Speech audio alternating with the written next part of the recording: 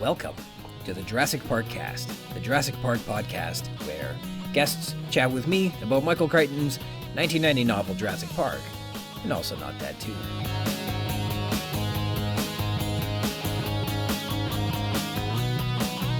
My name's Ryan Rogers, and I'm a big dumb Jurassic Park fan. Welcome to episode 39, Lex, recorded on November 14th, 2022. Thanks for joining me today. A continued thank you to Christoph Oakes of Snail, S-N-A-L-E. You can check out his incredible album on Spotify and Bandcamp. Today's intro is from the song Late Bloomer, and our outro is Grow Old or Don't. In corrections today, I want to apologize for being a bit salty in describing some of the players and coaches on the Montreal Canadiens from episode 36, Nedry. I know that being a sports fan sometimes calls for jeering and heckling the opposition. But that's not quite the energy I want to be putting out there in the world, so I don't expect that's something I'll be doing again, but it was still a cool Leafs game. I hope you guys checked out the link. In episode 30, Control, with Drs. Matthew Bortz and Adam Pritchard, we got into the subject of Calovosaurus being in some editions of the novel and wondering why on earth that would be. My latest theory was that Calovosaurus appeared in a 1991 Random Century Group 20 publication, which had been licensed to publish in England, South Africa, Australia, and New Zealand. But I was wrong. Dr. Pritchard has confirmed that his mysterious Calovosaurus edition is an all-American publication, so the mystery continues. In episode 36, Nedry, I couldn't recall the exact verbatim text in a Far Side comic, but I've looked it up, and it is this. Quote, now this end is called the Thagomizer after the late Thag Simmons, and it features a caveman pointing at a slide of a stegosaurus, tail covered in spikes, in front of a classroom of cavemen, and it's hilarious.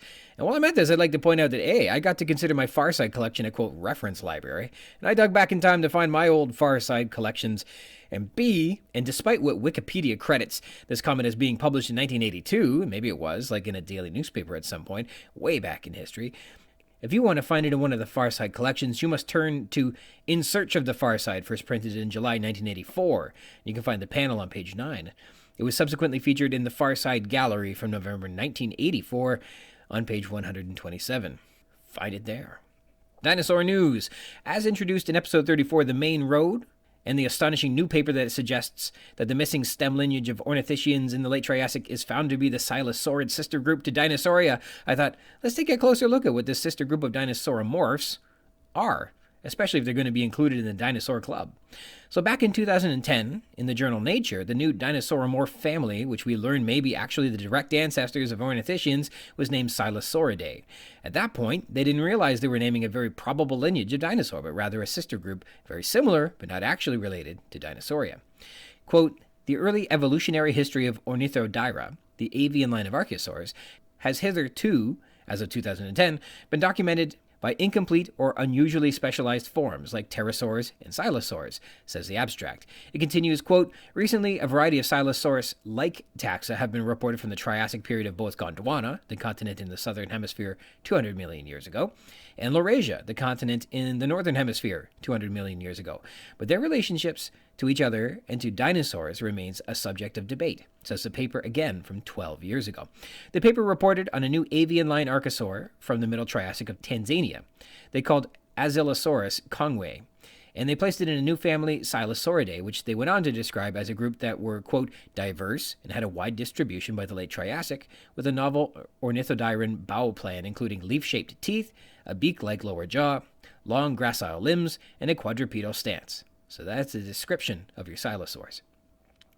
As a reference, the term bow plan is a generalized structural body plan that characterizes a group of organisms and especially a major taxon, or generally speaking, it's like the simple plan upon which a family then specializes from. It's like a seed or a starting point, and if you were looking at the very earliest of dinosaurs, this is where you'd find a bow plan. When animals have not deviated from the original plan especially much, that's commonly referred to as basal, and when they deviate from that plan quite a bit, it's referred to as derived. The paper continues to say that their analysis shows that silosaurids, ornithischians, and sauropodomorphs evolved independently from a plesiomorphic carnivorous form, an avian line archosaur also known as an ornithodiran. The oldest animal in this family is the animal described in this paper in 2010, the Azylosaurus, which, quote, demonstrates the antiquity of both Ornithodira and the dinosaurian lineage. That there is an avian line archosaur lineage implies that there is another archosaur lineage, and there is. It's the crocodilian line called the Pseudosuchia. In any case, there were some strange critters in these groups, the Archosaurs, who deviated into two major lineages, one terminating in today's crocodiles and the other into today's birds, which is pretty crazy. The bird-ending family tree is the Ornithodyrans, and early in that family we get the Silosaurids. And today, those Silosaurids are being argued to be in the same gene pool from which Ornithischians derived from. And this is also why when people say that the closest living relatives of dinosaurs today are birds and crocodiles, this is what they're talking about, the Archosaur lineage.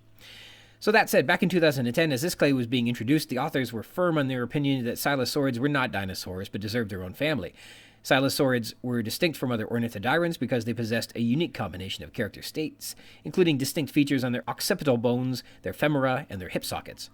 But they weren't yet what is traditionally considered a dinosaur. They lacked classical dinosaurian character states like those in true dinosaur hip sockets, like their humerus, and other strange measurements on dinosaur bones that you don't find on Silosaurids. Quote, thus features present in Silosaurus, such as the ornithischian-like dentition and a theropod-like ankle, represent independent acquisitions, or homeoplasties, and are not synapomorphies shared with Dinosauria because these features are not present in the most basal members of Silosauridae. That's not what's being argued now, though. Now it is believed that Silosaurids are the earliest ornithischian dinosaurs, and that is cool. The second story we got here, also going back to episode 34, The Main Road, we were introduced to the amphibian visual cortex of Tyrannosaurus that meant that Dr. Alan Grant could hide from the big Rex by remaining still. The novel says that the Tyrannosaur tracks its prey based on movement, and if you don't move, you are invisible. We know this isn't true today, and I found the paper that refutes this about as strongly as can be. Published in 2008, the Journal of Vertebrate Paleontology published the article Binocular Vision in Theropod Dinosaurs, aimed to investigate what a theropod's vision might be like. With sculpted life reconstructions of 7 theropod heads and techniques adopted from ophthalmic field perimetry, the authors reconstructed, measured, calculated, and evaluated the vision of a few theropods including Allosaurus, Carcharodontosaurus, Daspletosaurus, Tyrannosaurus, Nanotyrannus, Velociraptor, and Troodon. Allosaurus and Carcharodontosaurus were said to be restricted to binocular vision to a region only approximately 20 degrees wide, similar to modern crocodiles, for example. The Daspletosaurus, Tyrannosaurus, Nanotyrannus, Velociraptor, and Troodon offered a broader binocular field between 45 and 60 degrees in width, similar to modern raptorial birds. They compared how these visual fields influence a carnivore's predatory style, either ambush or pursuit, and what cranial adaptations which enhance binocular vision might suggest. Quote, the progressive increase in frontal vision in the Tyrannosaurids culminates in broader binocular overlap than that of a modern hawk, says the paper, which is a conclusion that they based on modern reptilian and avian models. The most interesting to me, and I had to laugh at this, is that the paper sort of has a go at Dr. Jack Horner's scavenger-based Tyrannosaurus theory. Quote, doubt has been cast on the predatory capability of Tyrannosaurus rex, says the paper, and then it name-checks Horner's 3 papers from 1993, 1994, and 1997, and specifically notes that the eyes were characterized as, quote, beady, and thereby inappropriate for detecting distant prey. And while these papers were yet to be published at the time of Jurassic Park in 1990, it's possible that this unpublished sentiment may have been circulating at the time, and thus Crichton adopted it into his narrative. However, this paper, as I said, name-checks Horner 3 times, and they specifically call attention to the characterization of its eye being beady and therefore unfit for pursuit predation, and then does the math and concludes, quote, it would seem most parsimonious to conclude that the Coelurosaurs included in this study all achieved functional stereopsis and all used the capability for spatially demanding tasks. And that's a sciencey way of saying, given that the skulls had adapted for improved vision as the animals evolved, it would suggest that they were using their vision for spatially demanding tasks, also known to carnivores as hunting, not scavenging. And then the paper ends with a final perfunctory little note that I can't help but think was a final poke at the scavenging Tyrannosaurus argument. Quote, in particular, due to its great scale and broad frontal vision, Tyrannosaurus rex, of all sighted observers to have ever lived, might have experienced the most spectacular view of the three-dimensional world. The end. All right, with the corrections and dinosaur news out of the way, please let me introduce you to my special guest this episode. If you're all set, I'm ready. You ready to go? Yeah, let's rock and roll. Okay, today my special guest is Tom Fishenden, who's a content creator for the Jurassic community and who has appeared on the Jurassic Park Podcast in his own segment called the Innovation Center, and he's got the Dino Watch Podcast, where they separate fact from fiction, reliving the stories of dinosaur encounters in the wild.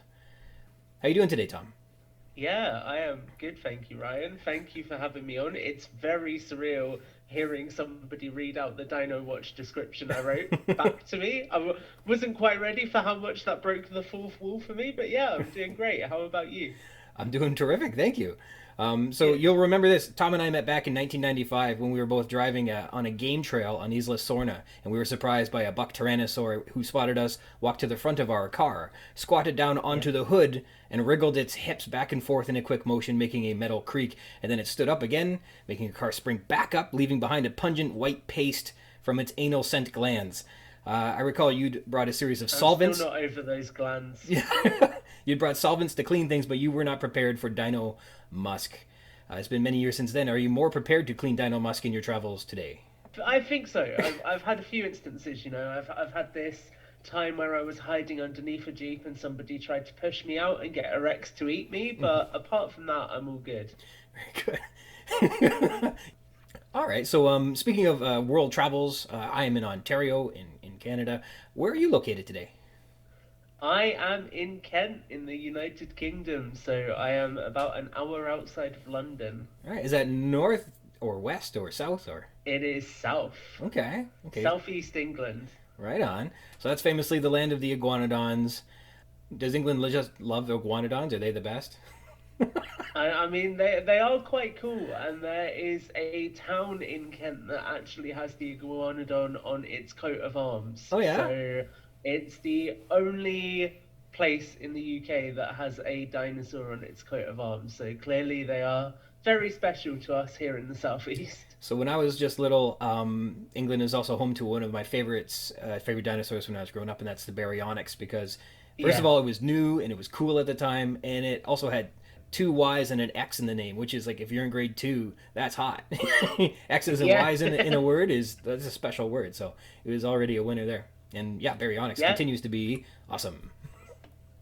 It appeared in the UK in the Dino Tracker marketing as well, so clearly some consistency across the board there as well. Mm-hmm. And it's not just me that thought it's good, because it made it into the Fallen Kingdom film, which was kind of fun. We get to see it, and I guess we didn't really get what's special about it is these fancy forearms. It's got these big claws on the hand, and I don't feel like that got to reveal itself as much as it might have. Yeah.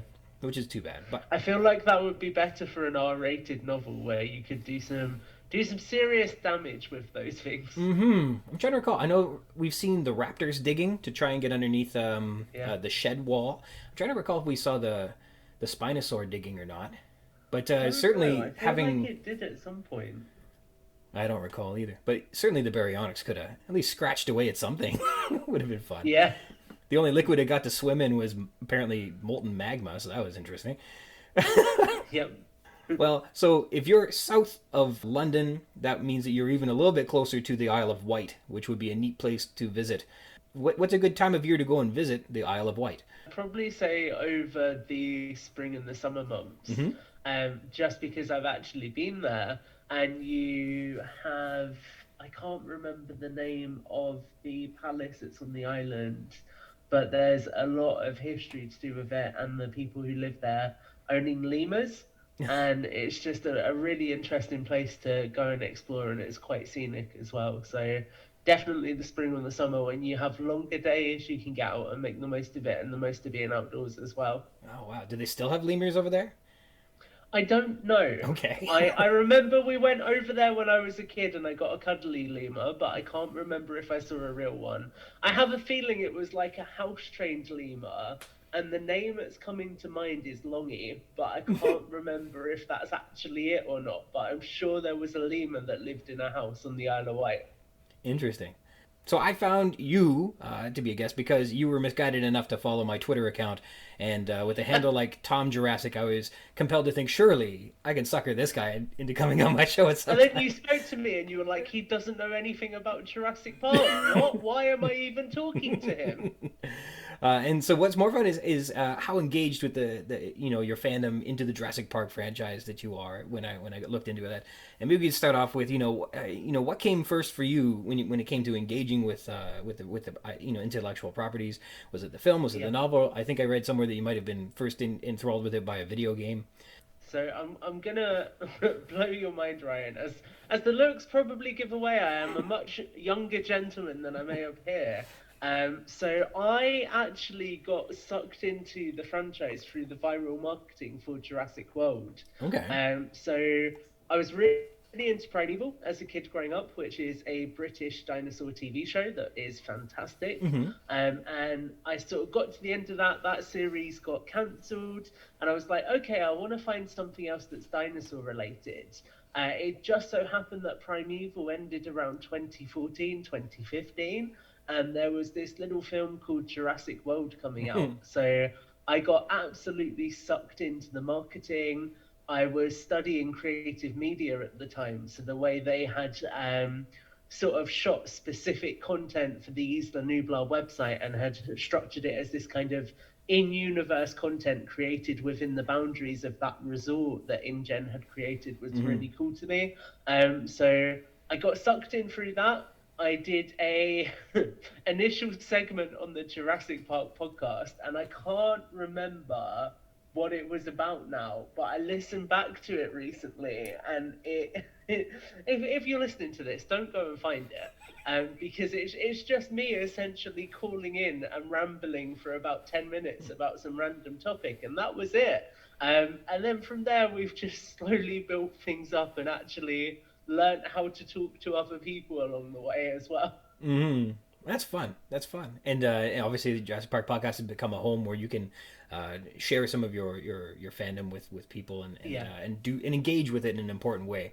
So that's been, well, you tell me, how has that been for you? What's it meant to have an outlet in that respect? It's really awesome. Yeah. I think Brad is so great at letting people just get involved in it and contribute to it and share things.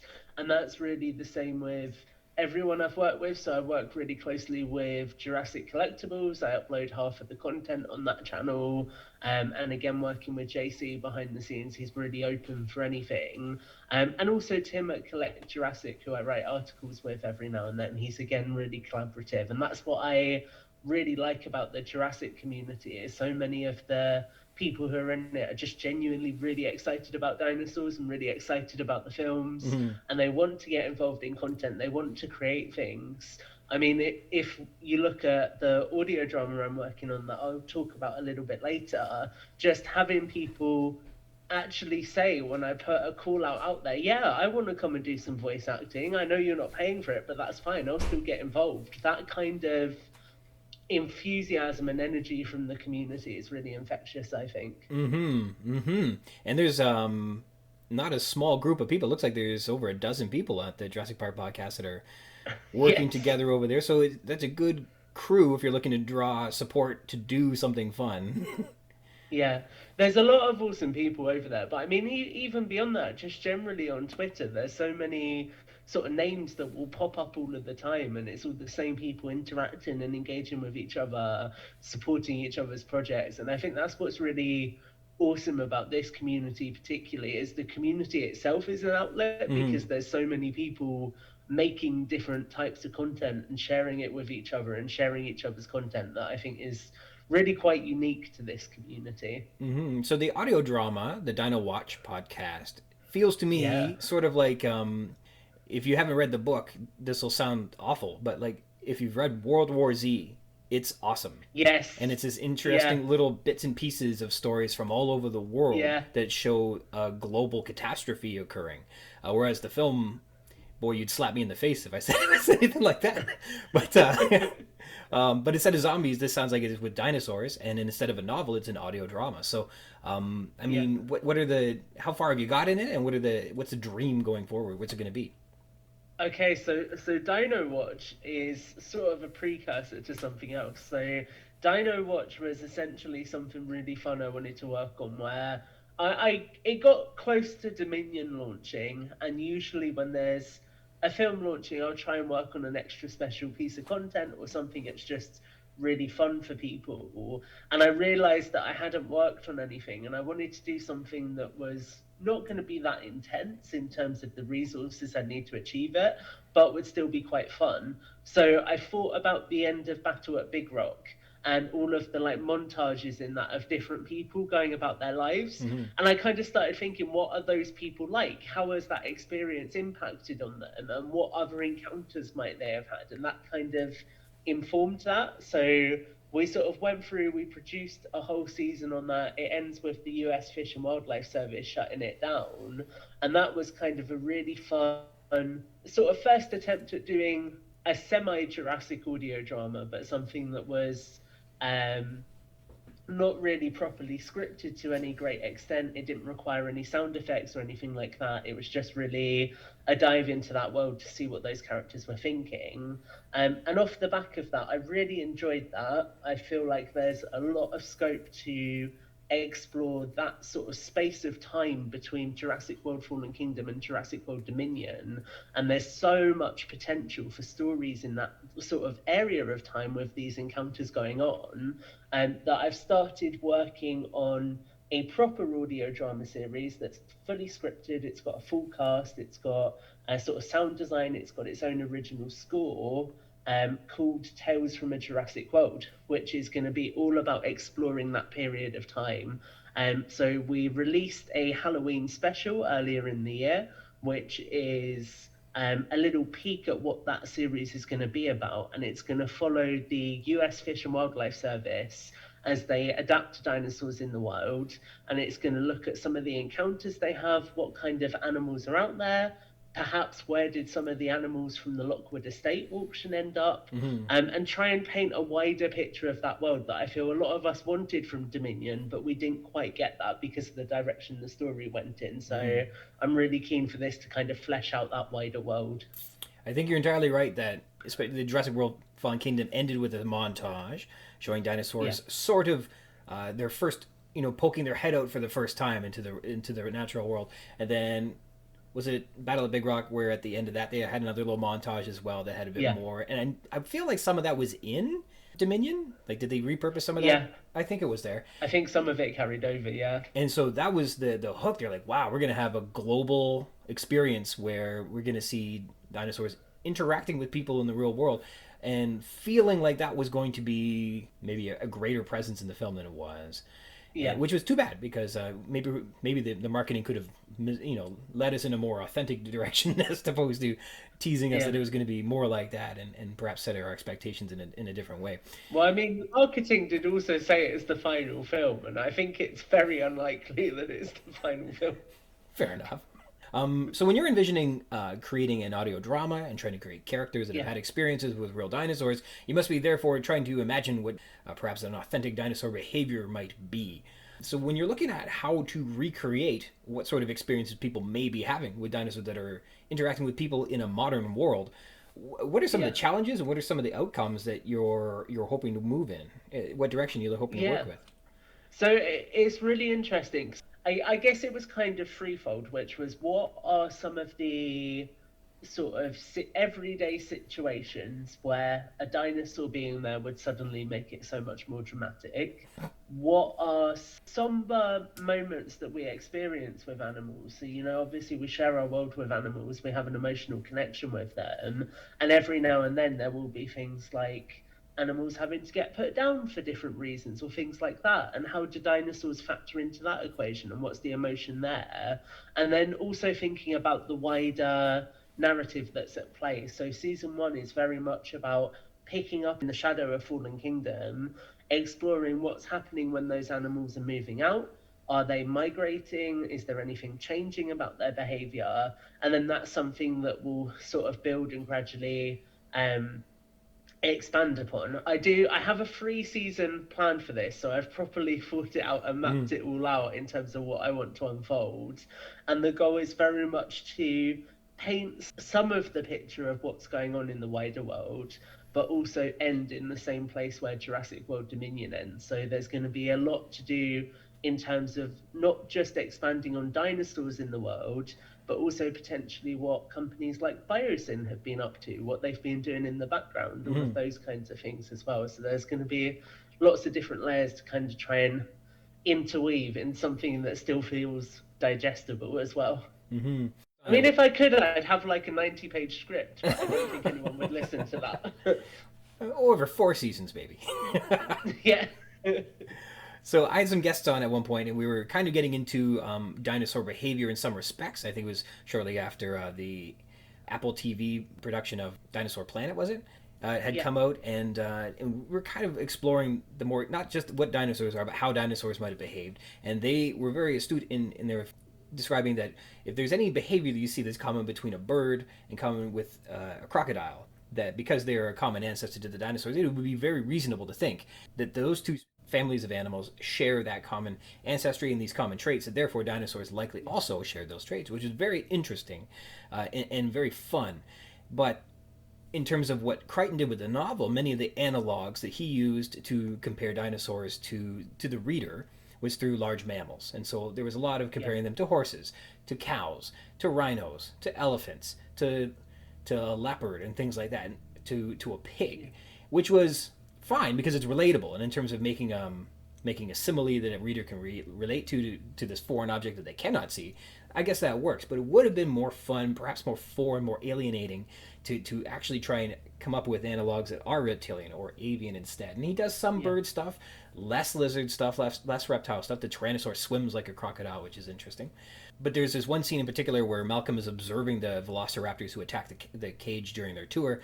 And Malcolm is very clear. He says that they're reptilian, but they act like predatory birds. And ultimately, dinosaurs in Jurassic Park are described as these monstrous hybrid between birds and lizards, which is pretty cool. So it would be interesting to, I mean, if you're basing your new world off of what the dinosaurs they had in Fallen Kingdom and that emerged into Dominion, those are kind of different than what I guess Crichton started with in the novel. But it'd be interesting. I'm sort of trying to use this as a little sort of litmus paper test almost to try different genres within it as well. So cause I really want to tell you some details, but I also don't want to spoil this. So there's one scene, for example, where a herbivore gets caught up in a barbed wire fence. And that's like the big emotional moment of that episode, is dealing with the fact that this herbivorous animal has clearly suffered an injury and it's going to die. And it's one of those moments that you might see with cattle, for example, every now and then.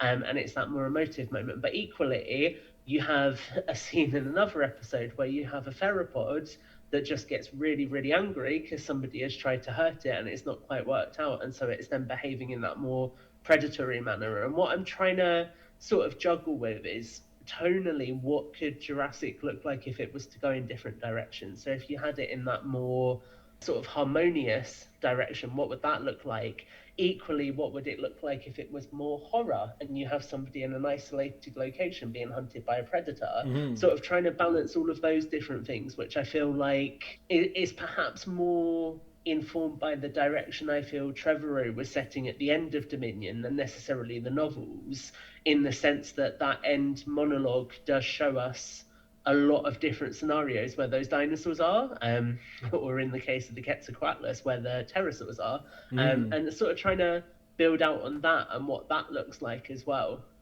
That's interesting. I was just looking at a paper on As Dark and Pterosaurs. They were saying that basically just the way their head is shaped and because how their body and their flight plans would be affected, that for them to fly around and catch things out of the sky seemed unlikely, and so therefore that the larger versions of those types of pterosaurs would have been terrestrial stalkers. They would walk around and pluck things out of the ground, which I thought is even scarier because obviously they're famously as you know, would come as large as a giraffe, which is so stupid. And to have something like that with a head that's as long as, you know, you couldn't fit it in a room, for it to just be swinging around looking would be horrifying. Isn't it? And I would think that's scarier than, I don't know, being in an airplane. But so there's so many fascinating opportunities to do stuff. So in your envisioning, are they much more feathered? Or are they going to be? So I'm very much sticking with what's pre-established. So one thing that I get a little bee in my bonnet when Jurassic just chooses to randomly introduce animals for the sake of it. So I've kind of started this with the understanding that whatever's on the islands is what I can work with. Now, I've expanded that a little bit to include Camp Cretaceous, because Camp Cretaceous does introduce some interesting animals. But I've very, very much said to myself, that's it, these are the in-gen animals. And so therefore they might not necessarily behave in a scientifically accurate manner, but that's because it is how they're depicted on the screen. So it's taking exactly those animals as we already know them from the screen and dropping them into new scenarios. What I haven't quite decided is how I'm going to approach that in later seasons, because obviously Biosyn created some animals like Moros intrepidus, and we don't actually see how that behaves in the film. So maybe it does behave in more of a scientifically accurate manner. Same with the Pyroraptor. So those are sort of all ideas I'm juggling. I've not quite decided what that's going to look like yet. That's very interesting. I think that there is a precedent set in the film canon that dinosaurs can be behaviorally influenced, in that the Indominus Rex was obviously very carefully constructed to be psychopathic because it was raised that way. It had no familial relations with anyone. They're very clear about saying that, the only interaction it has with anybody on how to get food is through a crane out of the sky. And so it comes out, doesn't know where it belongs. And so it was created to be like that. I know that in The Lost World, the novel, that the raptors were described as being, they didn't have generational knowledge, that the infants were grown up like wild kids, and they didn't have parents giving them a pecking order, didn't giving them a sense of family or unit or how to react or interact with one another. They were all instinct, and it wasn't all good. And so they were more feral than necessarily wild, which is interesting. Yeah. And so those raptors are another evidence that that the behavior could be influenced by factors. So that could be a very interesting thing to explore. How could you make maybe a herbivore more disgruntled, untrustworthy of people, and therefore more dangerous? Or how could you perhaps domesticate a theropod that, once it has food, maybe it's not eager to be rapacious in its pursuit of others. So that's very interesting. So you can, like a chicken or a wild chicken would be pretty, like, even in the barnyard, they're pretty tough. And they're, 3 pounds. But you can get them to be eaten out of your hand without too much trouble. That's interesting stuff. It is, isn't it? And it is that wider question about, I think, nature versus nurture, and also our relationship with nature more broadly.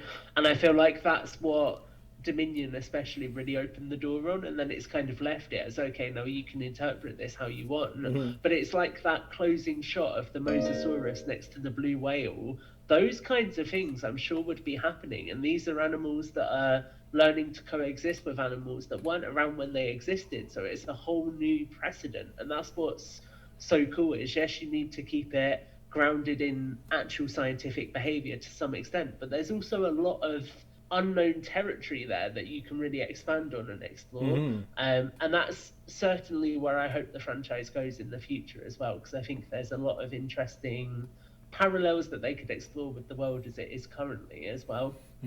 So what's your interpretation then on the Lysine Contingency? Was that going to... I think... So I love the idea of it. I don't know how I would incorporate it. And I feel like they've kind of... So I have a feeling it was originally going to be a part of Dominion somehow, because I know they said they rewrote some of it due to the pandemic. So I wonder if originally there was this massive infection going around that was the Lysine Contingency, and they decided it wasn't a good idea to do that after a pandemic, and so they took it out. But I don't know. I think it's an interesting idea. I do feel like if these animals are born in the wild especially, then perhaps the contingency isn't going to have the effect it would have done. So obviously the generations from Nublar are likely still going to have that problem, but if they've had the chance to actually breed before the deficiency has kicked in, perhaps their offspring are going to survive. So there's all sorts of, again, interesting minutiae that I feel they could really get into with that. I think that the stock of animals at Jurassic World that were bred and put into place post the incident in '93, that they would probably be bred exactly how they want them, as opposed to contingent upon lysine, extra lysine or not. So I'm sure that those are all out of canon in the well, how many animals were supposed to be from the original park that were in the films? I think the Tyrannosaur was supposed to be. It's a good question. And maybe I'm sure they said somewhere the Brachiosaur that we see burning is from the original film as well. So all I've ever heard, I think, is those are the two that are supposed to be original 93ers. But oh well. They never did kill off the Spinosaur, did they? Well, it's interesting. So there is a marketing post out there that's from the Jurassic World release time that says that the skeleton of the Spinosaurus on Main Street is from Jurassic Park 3, but they've never referenced it again. So I wonder if they've very quickly decided to retcon that. I don't know. I don't. That people hated the Spinosaur seems like an over-exaggeration. I think people liked the Spinosaur. They just didn't like losing Tyrannosaur. That's all. That's all. Yeah. I think both of them are cool. I mean, the Spinosaurus could easily factor into some really interesting stories as well, because you have an animal that can hunt viciously on land and can then, if you're going by modern adaptations, also swim as well. So what's not terrifying about that? Yeah, from what I understand in terms of fossil record, in terms of biospheres that they've been able to put together, that everything, other things they find, just because of the way the depositional rock formations form, but basically every known species appears to be from a coastal environment, that they were either on the shore of an inland sea or on an ocean coast or something. They were all coastal animals. You don't find animals in fluvial deposits and rock formations from depositions up in the mountains, because there is none of that up there. And so there are entire biospheres that haven't been fossilized in a way that we've been able to find them. So, they have. So, yeah, all of our critters should be near water at some point, but not by a big river. Imagine the Mississippi River be a very popular spot, the Colorado River. Yeah. That's where they would get to, right? And there'd be a lot of room there. Yeah, exactly. Maybe they stay out of the Grand Canyon. That's a lot of falling down if you... Yeah. That's off limits now. They'd learn. All right, so a big part of being a fan of something is entering into that creative space with it. And I think it's probably why professional sports have such strong followings, is because you can play the sport too. You can kind of embody what it's like to be the people you look up to. Yeah. And there's empathy and a connection and maybe a catharsis to creatively engaging with your fandom that's really fun. And certainly if your team loses, you can imagine them winning instead. Or when a movie ends, you can imagine what the world moving on afterwards. And something disappoints you, you can imagine a parallel universe where a different decision was made more to your satisfaction. And to me, primarily engaging with things that I really liked came in the form of drawing. So I would draw dinosaurs as much as I could. In some respects, engaging with writing, trying to explore new worlds and stuff like that when you're inspired. And then now it's obviously manifesting in a podcast form. But it's spending time in that creative space with the things you love that's very engaging and it's very rewarding. And some people do it through singing, and through acting or playing an instrument. There's so many ways to meet the things that you love halfway. What have been some of the rewards that have come through your expression of fandom, and what are some of the different ways beyond podcasting that it might manifest? Yeah, so I think in terms of the rewards, I've been really lucky. I mean, I've got to go to a couple of really awesome events and things, but I think the biggest thing that has been the reward from sort of engaging in the community is the fact that I've made so many friends in this community, and there's so many awesome people in this community. I mean, when I was 18, I literally flew out to Pittsburgh on my own, and I had never been on a plane before, never gone to another country, and I went out to Pittsburgh to go to a friend's wedding because it was Jurassic themed, got to hang out with a bunch of community members, and it was just really, really awesome. So I think that's the biggest reward, is always the people that you connect with, and the fact that there's so many awesome people with that shared passion. And I'm just so grateful that so many people who I met through this community are now really, really good friends that I talk to every day, and are definitely more than just other Jurassic fans. They're very much a part of my close circle, I would say. And in terms of other mediums to get creative, so obviously there's writing and producing audio dramas, doing podcasts like we've spoken about, but also I really enjoy working on product reviews, on Jurassic collectibles, taking a closer look at the different Jurassic products, breaking them down, getting hands-on with things. I really enjoy that. And I really enjoy photography as well. And I think for me, Jurassic is a medium, especially with all the toys, that just allows me to continue to practice that creatively. So I always used to want to go into primarily filmography, and the job I do now, although I work in marketing, I don't get to use as many of those skills as I'd like all of the time. So it's really nice to have I suppose, a medium that lets me continue to connect with those skills and continue to use them and create something fun that I can then share with people that's going to resonate with them as well. And also, it's an excuse to just embrace my inner child and play with toys most weekends, which is great. Yeah. And I've seen people in the Jurassic community, they're into like the cosplay, a lot of fun things you see out there. Certainly there's been really interesting comic books.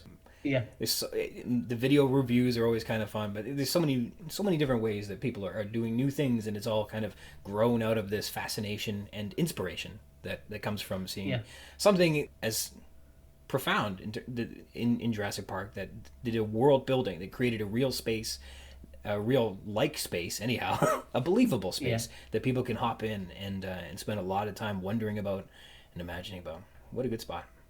We're lucky that it's so immersive and so grounded, and I think that's maybe where less is more comes in a little bit, because we only have 6 films. We have Camp Cretaceous, we have a couple of video games, but a lot of it is still up to our imagination, and that's quite captivating. I'm trying to recall. I think it's like in the Marvel universe and in the DC Comics universe, maybe others, like they've been around for so long and they've done it all that they had to tear it all down and say, let's reboot everything. I'm just waiting for Jurassic World Infinity Saga to begin. That's really what I'm looking forward to. Maybe 500 issues of X-Men is too many. To appear on Site B. Yeah. So the chapter I'm covering in this episode is going to be about the character. It's called Lex, and it's when Lex climbs out of a storm drain and she reappears to find Tim and Alan, and it's a neat moment. And I think that, Lex is nobody's favorite character. Rightly so. She's kind of an obnoxious little kid. In the book, anyhow. In the movie, she gets to be a hacker. She's principled in a way, like she... whether you agree or disagree, she's a vegetarian, and she stands by that. So we know that she has some convictions. In the film, they really were able to build a Lex Murphy who was a great contributor to what was going on. She saved the day. She was able to get the systems back up and running. Why do you suppose that a character like Lex couldn't have been more viable in an expanded universe? Yeah, it's an interesting question, and to be honest with you, I don't see why she couldn't be. Yeah. I mean, Lex and Tim are going to have a lot of experience from that sort of childhood perspective of not only being on Jurassic Park, but then growing up around John Hammond. They're going to know a lot of the internal operations that would have gone on at InGen. I'm sure they're familiar with Benjamin Lockwood and possibly Charlotte Lockwood. So they would have known a lot of that internal structure that's there, I suppose. But I guess it boils down to perhaps their characters wanting to leave that behind them, because some people, when they experience trauma, that is what will make them, and that's then what will guide them forwards. But equally, some people want to leave that behind. So I can kind of see either argument, really. Yeah, you only had to sneeze 4 liters of masticated vegetation onto me once, and then I don't want to be near masticated vegetation again. So yeah. Right. But she could have be as far away from it as possible. She could have been a programmer with the Masrani Corporation. That could have been fun if she was doing that. She might have worked with Claire in her Dinosaur Sanctuary project. That could have been a neat spot for her. Or she could have been like that, I don't want to call Greenpeace or PETA terrorists, but activists of a paralegal nature that's who do aggressive things to for dinosaur justice. It could be a neat spot for a character like Lex. Maybe she joined Biosyn because she thought they were going to do things properly, unlike her grandfather's company. She would have made for a very interesting, what do they call it when you a whistleblower. She could have made for a very interesting whistleblower, where she's working there believing in the system, but then realizes this guy is bananas. And then she could have been the signal that which draws people in or something like that. It could have been a very good spot. Although I think his whole motif was that he had a bunch of youngsters that were very impressionable. Wasn't that the case? That Dodgson was a manipulative cult leader in a way. Yeah.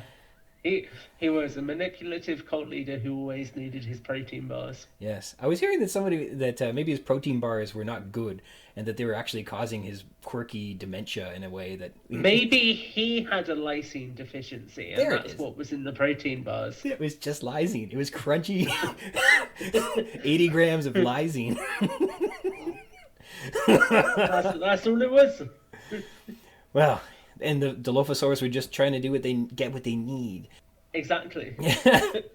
So filling in that space of what goes on between Fallen Kingdom and Battle of Big Rock and Dominion is an interesting spot. But you were also interested to say what might be the future of a franchise which continues to rake in billions no matter what. What you're not gonna say, man, we don't need those billions, next time. So obviously it's going to be very tempting to produce another one. We had to wait like more than 10 years between 3 and World to even get an announcement that they were going to make more films. And then they presented us with a trilogy, which is nice of them. Over under, what do you think? Will it be 10 years before we hear again that they're releasing a 2-hour film? I don't think they're going to want to let it go since it's been so financially successful. And we know Universal's track record with Fast and the Furious. But I'm very curious to see how they approach it. And I hope they approach it from the continued standpoint of less is more. Because actually, if we go from here, we're just telling the occasional story of different areas of this world and how things are affected. I think that's going to give it a lot more sustainability in terms of its storytelling. And it's going to make people want to keep coming back. Whereas I feel like if they just want to go purely for big spectacle, big action sequences, then it's gonna sort of lose its unique appeal very quickly, I think one thing that Crichton always did very well was make sure that there was some kind of moral question and moral story underpinning the stories that he wanted to tell, which are genuinely quite deeply thought-provoking. So I think Jurassic needs to be handled with that care to continue to live up to its legacy as well. And I would say I'm very curious to see what they do for Jurassic Park's 30th anniversary and whether that leads to anything, because I genuinely have no idea, but it's a big anniversary. I think you make an interesting observation, and a correct one, that Crichton was very good about. It's the Ark of the Covenant, and you just crack the lid off a little to see how bad it could be. But then they close it, right? They're able to contain the horrible ramifications of whatever the bad science was at the time, and keep it from getting out to the rest of the world. And in Jurassic Park, it's with napalm. But you're right. At the same time, exploring what would that be like if they just took the lid off that thing and whatever is inside the Ark of the Covenant decides to turn everybody into skeletons. To let that loose on the world creates a very high stakes. And it's really hard to do a global catastrophe from the ground level with a hero and a heroine. It's very hard to, how could one person's actions do it? Independence Day kind of, we already know that Owen Grady is clearly the action hero who can save everyone, right? You have to solve I've figured it out. This is what you do. Tell the world. And then we celebrate our Independence Day from dinosaurs. So you feel like they're likely to pick up where the story's left off and move further beyond it in sequence to what's the next step? I think they could do. I think I understand that there's a lot of appeal within the community to go back to the InGen era and to sort of do stories in the 90s. And I think that could work, but I think they need to be very careful with it, because I think where a lot of stories tend to come undone is they will retroactively introduce things that then really muddy the canon and make that sort of continuity of storytelling a lot more complex and a lot more entangled. So I'm open to the idea of them dabbling with the past to some extent as well. I just think they need to do it with a lot of care and make sure that they're not spending so much time back there that it changes everything else. What made Jurassic World so special, and it was special among all of them, was that it was both a sequel and a reboot in a way. It's a new park, a new place, new characters with modern sentimentalities in continuity with the rest of the films. And it was special in that way that it really did bridge the ground. And it succeeded in that because it probably did not try to drag anybody beyond like Wu into the story to make a sense of it. They really kept that very sparse. Whereas like a full reboot could be interesting, but you got to update it. It's got to be modern in some respects, and you'd have to say we're going to go into different, like, what are the modern sentimentalities that are going to populate the storytelling in this reboot as opposed to what stories were being told in the last one. And certainly what was told in the original Jurassic Park was there were tales on some tales on feminism. There were some bits on how far should technology go and things like that. Which, the third movie was not about. Jurassic Park 3 was not about any of those things. Yeah, so what story to be told? What's today's story that the dinosaurs can be an analog for? It's very strange.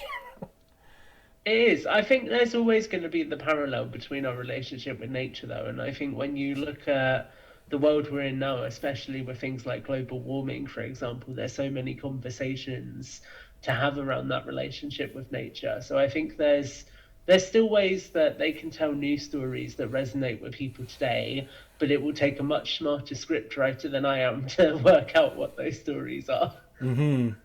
And, I almost don't want a fan of the franchise to make it. I kind of want, like, a filmmaker who's, like, good at making movies, who wants to make an awesome movie. Yeah. Anything that where, like, the difference between Spielberg and Trevorrow is smaller. You know what I mean?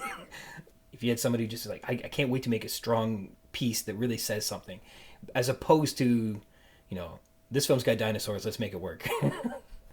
Yeah, I agree fully. I think the issue with having a fan make it is there's the potential to be a lot of fan service, and if you're constantly stopping to smell the roses at every juncture, then you lose the pace that a film like this really needs. And the scope was so big. Like, to me, the stakes have to be way smaller. The scope of the story has to come way down. The original movie wasn't a global catastrophe. It was, a lethal misadventure that happens over a dark and stormy weekend. And because of a couple bad breaks and a few bad actors, and that was it. And it had tremendous amounts of impact. The stakes were still high. That's because you're more invested in just who these characters were. And it feels like the bigger and longer it gets, that you're like, oh, I don't know.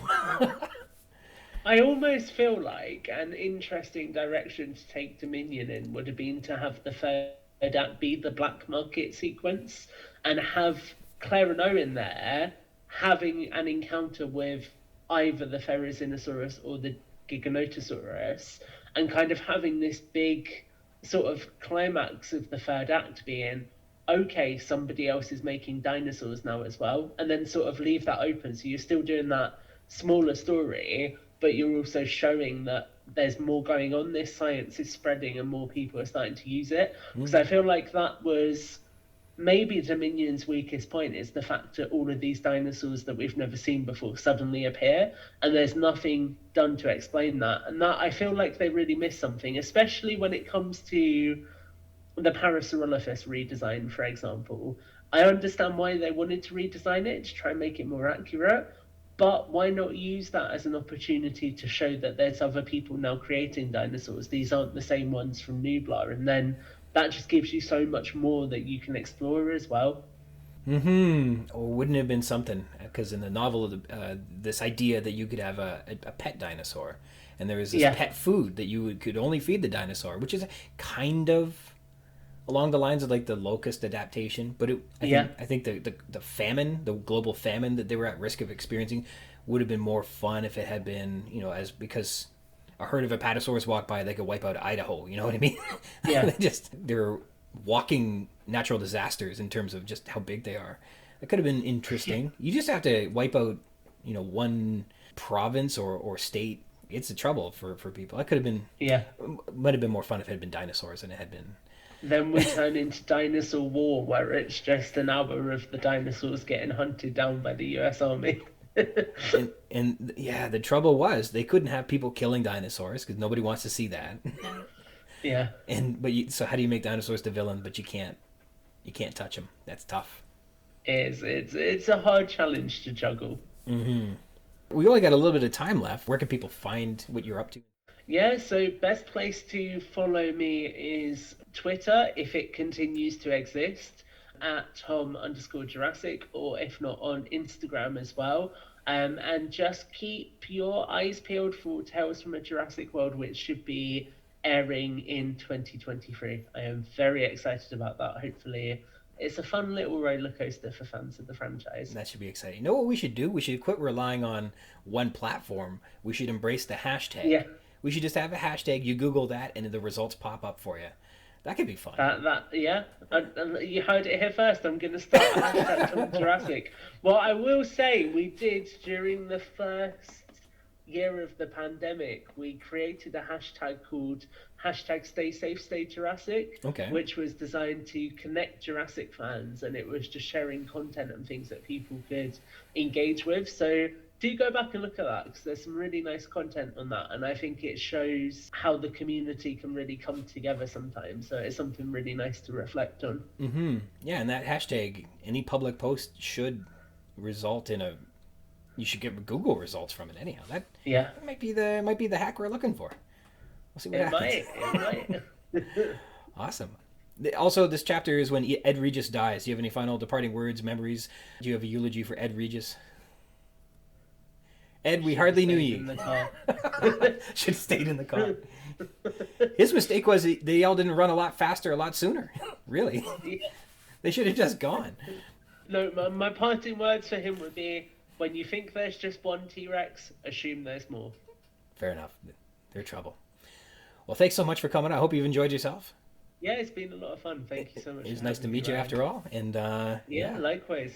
Thanks again for coming on. Good luck with everything, and I can't wait to hear some of the stories. Perfect. Thank you, Ryan. Thank you to Tom Jurassic for coming on the show. You guys look him up on Twitter. He's got fun content to look at. Or not on Twitter, depending on how things roll out.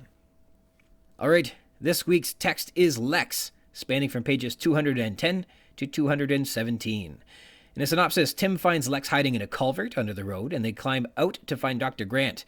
Meanwhile, Ed Regis climbs out from the boulders in which he'd been hiding, feeling a great shame for having abandoned the kids during the Tyrannosaur attack. As Regis emerges, he's tackled and eaten by the juvenile Tyrannosaurus, which pushes Grant and the kids to escape further into the park rather than following the road back to safety. Characters. Lex Murphy. Lex is curled up in a big 1-meter drainage pipe that runs under the road on 210, where she's been hiding since the big Rex attack. Lex has put her baseball mitt in her mouth, and she's rocking back and forth, banging her head repeatedly against the back of the pipe. Lex is badly frightened. She calls the animals aminals, which to Tim indicates that she's regressing into infantilism as an escape. She's about 7 or 8 years old, so for her to regress means she's now on the brink of like 5 or 6 years old. Stubborn, childish, and irrational. She won't leave the drain. She's afraid the Tyrannosaurus is, quote, still out there, and continues banging her head against the pipe. She asks for Daddy or for any adults, suggesting she doesn't really trust Tim to save them. She doesn't see him as a protector. But she does climb out, shivering and wet, covered in dried blood on her forehead. And then she wonders where Dr. Grant is, admitting she'd seen him earlier. This is good news because it's the first confirmation that Grant isn't dead since the Tyrannosaur attack. She starts yelling for him on page 212. Lex has a cut on her head but is otherwise surprisingly unharmed, we're told on page 214, and Lex again tells Grant that she's hungry. When the juvenile Tyrannosaur arrives, Grant cups his hand over her mouth to keep her quiet, and she doesn't understand it at first but catches on in 216. She fully witnesses Regis's murder on 217. Tim Murphy.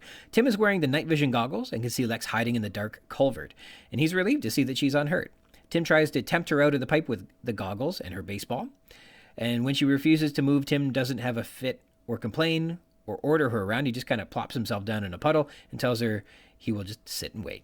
Now, Tim has just finished yelling at the top of his lungs, not caring whether the dinosaurs hear him or not. But now that Lex is doing it, Tim is, quote, uneasy at the noise she was making. It might bring back the Tyrannosaur in 212. Tim is banged up. His nose is swollen and painful, probably broken, and his right shoulder is badly bruised and swollen. He acknowledges that they're the only ones who know about the raptors on the boat on 215. Although we know that Malcolm also knows. Tim's nauseated by Regis's death, and the night vision goggles fall from his head on 217. Which alerts the Tyrannosaur to their presence, so they run. Tim picks up the goggles. He's going to keep them with him. Dr. Alan Grant. He's alive!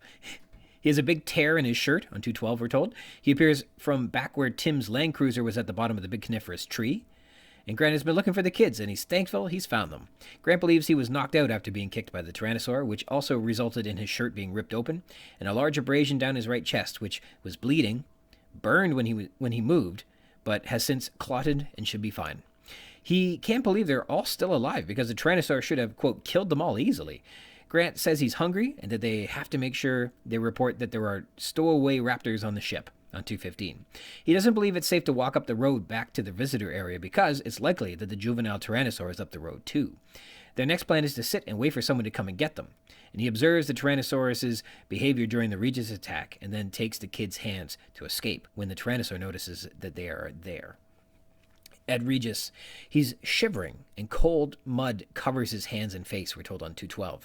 He's been wedged between some rocks for a half an hour. That's how long he's been since the Rex attack. He realizes that in his panic, he hadn't been thinking clearly, knowing that his hiding spot sucked. He's still reliving the nightmare of the Rex coming towards the car, and he's still in shock, and his memory is a blur. In his escape from the car, he fell down a hill and crawled under some boulders on the slope of a hill below the road. Once safe, he recalls being utterly horrified and ashamed for running away and abandoning the kids in the Land Cruiser to face the Tyrannosaur alone. Over that 30 minutes he was down among the boulders, he remembers fantasizing that he'd be cool and calm under pressure, be a hero, but that was categorically not the case, and he's ashamed of that. This is like I can't look at myself in the mirror moment. He knew there was a chance to climb back up and help save the kids from the attack, but he just couldn't do it. He knew he should.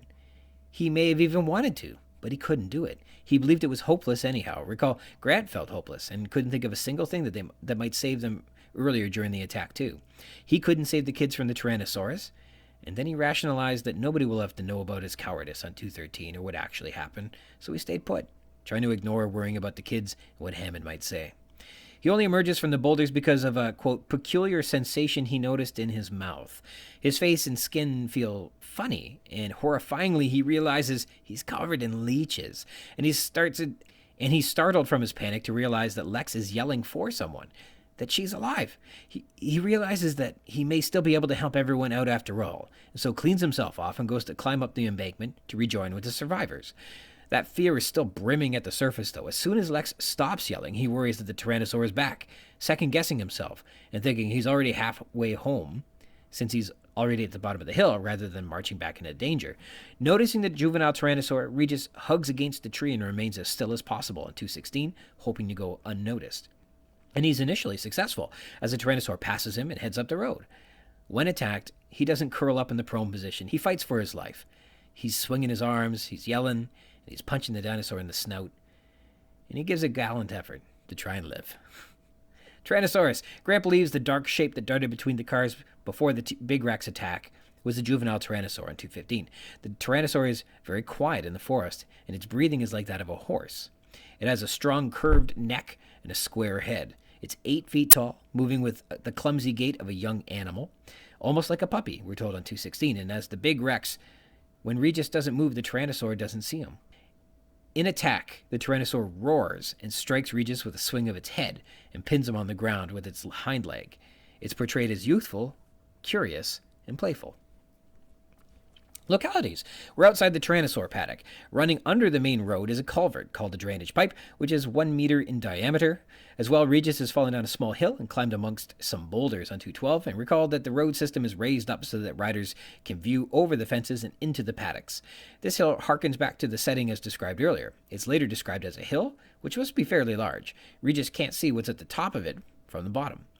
The main road, just up the main road, apparently, is the hotel on 215. We're told on 215, and it's downhill from the Tyrannosaur paddock. There are high fences on either side, which would trap them if they came across the juvenile Tyrannosaur. They would be like in a killing jar. Stylistic techniques, italics. Before I saw him when I was in the pipe, stresses Lex with the italics. Her specificity is still immature, and this is kind of writing a 7-year-old authentically, right? Quote, he remembered that Lex had said something but he hadn't stopped. He couldn't stop. He had just kept running and running on 212, and here the italics suggest he was entirely compelled to preserve his own life, that it wasn't a choice or cowardice, it was instinct. It was practically in his mouth. On 213, realizes Regis of a leech sucking him. The italics emphasize the realization, panic, and disgust are all occurring at once, and it makes me relate to Crichton in a way. For anyone who's done any creative writing, through the act of writing, you sit inside your imagination, feeling and sensing as best as you can the reality of your subject, and surely Crichton felt the italics as he wrote this, imagining the same realization, panic, and disgust that Regis experiences. I once wrote a scene about a guy using a flamethrower on another person, and I think I quit writing then and there. Some of this stuff is disturbing to work with. I imagine acting is very similar, the imaginative realm that performers must embody to create. In any case, the italics, I'm sure, is what Crichton felt. not only in his mind's eye, but in his author's eye. Jesus, that was the little girl, in italics, realizes Regis, and this has consequences. All the gaslighting he was preparing to save his own reputation might be in jeopardy. He probably is feeling relief, but also incredible dread and shame again. And rightfully so, too. These italics convey a multiplicity of emotions running through Regis, in my interpretation anyhow. I told you I was, whines Lex, after Grant inspects her for injuries, like a brat. They heard a crack, in italics, as a branch broke, and into the path stepped a tyrannosaur. On 216. This is another example of onomatopoeia, of course, and the italics suggest that it's prominent, breaking the silence. It was playing with them, Grant thought. On 217 is a realization that comes as a surprise, inferred by these italics. The use of colon. And then Grant realized there was another shadow, superimposed on the others but not moving. Colon. A strong curved neck and a squared head. Where the first clause produces some suspense, and that after the colon we're given the result that we should recognize the shadow of the Tyrannosaurus. Quote, then the sounds of the forest returned, colon, the first tentative croak of a tree frog, the buzz of one cicada, and then the full chorus on 216. And we get sort of a list of sounds that are returning, and if a colon does anything well, it's presenting lists. Semicolon. Lex tugged impatiently at Grant's shirt. Semicolon. She wanted to know what was happening, showing action and intent in a single sentence. M dash. Quote, Tim was uneasy at the noise she was making. M dash. It might bring back the Tyrannosaur. M dash. But a moment later he heard an answering shout. He knew he should go back up the road. He should try to rescue them, because he always had imagined himself as brave and cool under pressure. But whenever he tried to get control of himself, to make himself go back up there, M dash. Somehow he just couldn't. On 212. Here we have Tim showing us in parentheses, sort of. The M dash is providing a parentheses of what Tim is worried about, that the Tyrannosaur might come back as a result of the shouting. His body is betraying him amidst the horror and terror. Quote, and it slowly dawned on him that something else might have happened, that the Tyrannosaur must have gone away, M dash, or at least hadn't attacked, M dash, and that the other people might still be alive. And here the M dash serves as parentheses again, suggesting he's conceiving of multiple scenarios in which people survive the Tyrannosaur. Don't leave me out here. Don't leave me here, you guys, M dash, on 215, as Lex is cut off by Grant cupping his hand over her mouth. Again, the M dash can be often used as an interruption. You stupid, M dash. Back! Back! You heard me, M dash. Back! As Regis is interrupting himself, scrambling to put his words to use, though what's the point in choosing your words against a languageless dinosaur? Not much. Exclamation. Hello! Dr. Grant!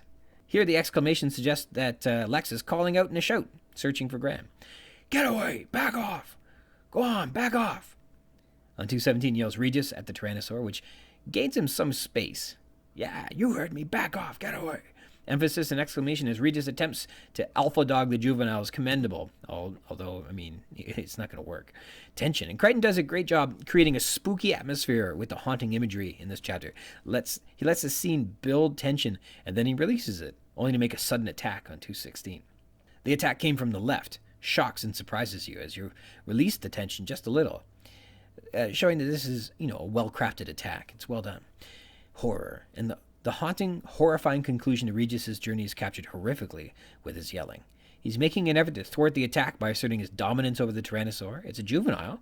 He's yelling like a lion tamer. The animal's being playful. And there's some hope that this might actually work. Quote, in another few steps he would be in hiding. On 217, giving us a glimpse of hope. But the Tyrannosaur, quote, ducked its head, and Regis began to scream. No words, just a high-pitched scream. Sends shivers down your back, eh? Quote, the scream cut off abruptly, and when the juvenile lifted his head, Grant saw ragged flesh in its jaws. A horrifying end to Ed Regis. Literary techniques. We have metaphors. Quote, she seemed unhurt, and he felt a great burst of relief. On 210, suggesting that the tension and fear and worry he was carrying after the attack is lifted, as if a dam were bursting. And you can imagine him giving a great sigh along with it. So that's a good metaphor. Quote, the forest around them had become deadly silent. Suggests that something had killed the sound, but also suggests that there's a looming agent of mortality lingering in the forest, too. And ultimately, there is. As well, the wind, quote, whines now, sort of like a ghost might in a kid's show, that low moaning sound. Haunting and spooky metaphors here. Quote, the sound floated toward them again, soft as a sigh. And again, this conjures the impression of an apparition and being haunted. Similes. Quote, and finally, when he was wedged in there like a rat between the boulders, he had calmed down a little, and he had been overcome with horror and shame because he'd abandoned those kids. Here's another comparison to a rat. First it was Nedry, and now Regis. Again, recall, you'd expect the dinosaurs to take care of things like that, is what we were told the first time we see a possum scurry across the road. Quote, it's 8 feet tall, moving with the clumsy gait of a young animal, almost like a puppy. And we can imagine the playful, sloppy movements of a puppy, of course. This immediately gives the Tyrannosaur less menace and more of a playful appearance. Quote, he shouted like a lion tamer, which suggests that he's being very commanding, but also that there's something performative about it as well. Again, the Tyrannosaur doesn't understand what he's saying, though this is an effort to go alpha male and dominate his attacker. Dramatic irony. Quote, the leeches crawled up your underwear. They like dark, warm places. They like to crawl right up your... Hello! I laughed at this. Here Crichton's covered the crude conclusion to that thought with a fun interruption that I can only imagine Michael Myers' Linda Richmond character saying on Saturday Night Live. But that's the joke. The reality is that it's Lex calling, and probably Lex sounds nothing like Linda Richmond.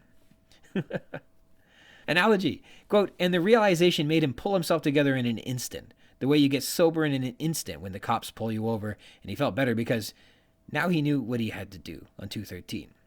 Now, this is a fairly outdated concept that drinking and driving is fairly commonplace, and it surely was much more so in the past. I recall an episode of Columbo, where Richard Kiley himself, yes, the famous voice of the tour here at Jurassic Park, played a deputy police commissioner who's aiding and abetting a murderer, and his alibi for the plot is that he was in a drunk driving accident. In the episode, which is from 1974, he's told to take it easy on the way home or something like that. Boy, times have changed. In any case, that Crichton might use an analogy like this isn't as tasteless as it reads today, and it does a good job suggesting that Regis is, quote, sobering up now that he may have to face the music, so to speak. It's evocative of a change of attitude to the more serious. It's effective, but likely not an analogy that an author may use, today. Dialogue. The conversation between Lex and Tim is always in conflict, and this chapter has a lot of it. There's a nice touch where Crichton has Lex say aminals rather than animals, and as a reader it's easy to overlook because we skim words so quickly, interpreting while reading by almost the shape of the word rather than the actual sequence of letters, and so with all the right letters in place one could quickly overlook this misspelling, but it's there, and it's a clever idea for Crichton to employ. We never really get the perspective of Lex in this novel, one of the few characters we spend time with, but whom Crichton doesn't share a chapter with her narrative point of view. In this chapter, it's Tim's perspective, and his attempts at influencing her, so he can take her with him to escape Jurassic Park. And they quarrel over everything they say to each other. Everything is a fight, and this is Crichton writing the characters well. Discussion. Show, don't tell. As in the previous chapter, Crichton did an excellent job of showing that Tim had a concussion without saying that Tim had a concussion. And Crichton continues that tradition by showing what impact the Tyrannosaur attack has had on Lex, rather than just saying. She regresses to using childish words like aminals. She bangs her head repeatedly against a drainage pipe. She refuses to move. She bites down on the baseball mitt. All actions which exemplify someone who is hurt, traumatized, and scared, though Crichton doesn't just say she's traumatized and hurt. She asks for her parents, knowing full well they're not out there. So this is really well done. Daddy issues. We know Tim has no love lost for his father, and we know that Lex adores her father, chiefly symbolized through her grasp of her baseball mitt. To help her face her fears, she asks Tim if, quote, Daddy is out there to protect her from the Tyrannosaur, and Tim only answers, no, Lex. In this moment of crisis and loss, they both hope for entirely different things to get them out of here. What's in a name? This is sort of the last we get of Ed Regis, and I read an interesting question on Reddit about him. Regis is Latin for of the king, with the root word reg meaning move in a straight line, interpreted as, quote, direct in a straight line, or lead in a straight line, and thus someone who leads others in a straight line is a ruler, just like your elementary school measuring stick provides a straight line as well. In French, that rexy root word is more visible as règle. A regent is a ruler or a governor, and rex is ruler too, but commonly understood to be king. Regis is named of the king, and that ties him to what we already know to be the tyrant lizard king, the Tyrannosaurus rex. That same root word, reg, is adapted here as king and tyrant ruler. The juvenile rex takes Ed, who is of the king, Regis. I think Crichton knew Regis was to die by Tyrannosaurus from the very beginning, and his name reflects that. There may not be much more to read into the the two of them have, kind of sharing a name there, or a root word in their name, but we can see that, as a character, Regis was destined to meet the tyrant ruler. So what's in a name? In some cases, it's your fate. Timeline.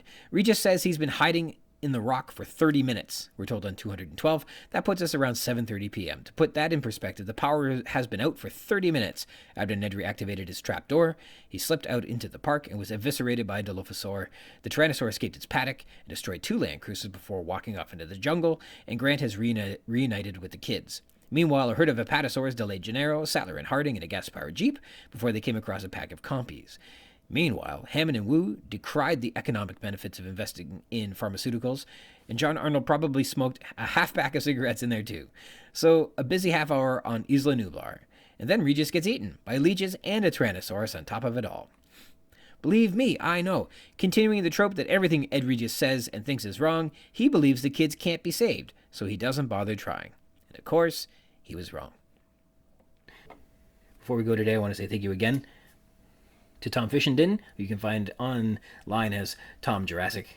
Thank you again, Tom. I really appreciate it. It's good to meet you, and hope things are going awesome over there.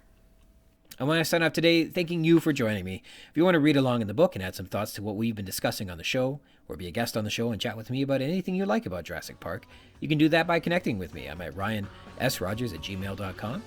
If you'd like to be a guest, drop me a line, and we can try and set something up. We can rehash, tear down, gush over, and chit-chat about any part of the book, or also not the book, all you'd like. Jurassic Park-Cast is a part of the Spring Chickens banner of amateur intellectual properties, including the Spring Chickens Funny Pages, Tomb of the Undead graphic novel, the Second Lapse graphic novelettes, the Inventory, and worst of them all, the King Street Capers. You can find links to all that baggage in the show notes or by visiting the schickens.blogspot.com, or finding us on Facebook at facebook.com/springchickencapers. For me, I'm on Twitter at RogersRyan22. Thank you dearly for tuning into the Jurassic Park-Cast, the Jurassic Park podcast where we talk about the novel Jurassic Park, and also not that too. Until next time.